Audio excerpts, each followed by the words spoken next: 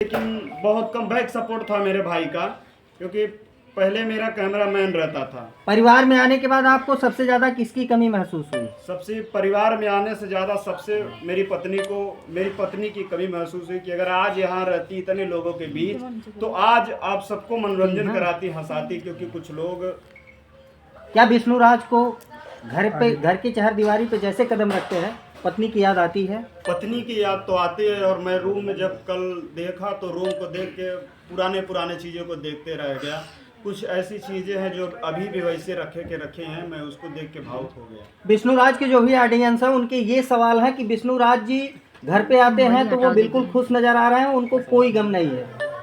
भैया जो 24 महीने तन्हाई काट के आया, आप कितना गम दिखाएं भैया।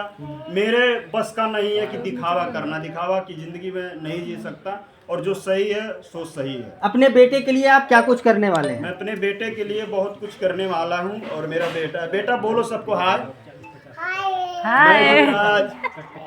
जब आप अपने बेटे को छोड़ करके जेल गए थे उस वक्त आपका बेटा बहुत छोटा था जी, अब बड़ा हो रहा है जी।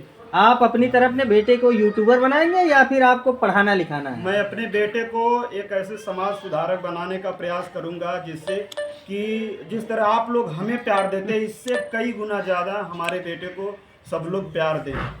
मालती के परिवार का, उनके पिता का एक ही सवाल है कि विष्णु राज बाहर आने के बाद अपने बेटे की जिम्मेदारी सही तरीके से निभाएंगे या नहीं? नहीं, मैं अपने बेटे का सबसे सही तरीके से, हम ही नहीं हमारे भाई, हमारे बेटी, सब लोग मिलकर सही तरीके से पूरा परिवार जिम्मेदारी निभाएंगे।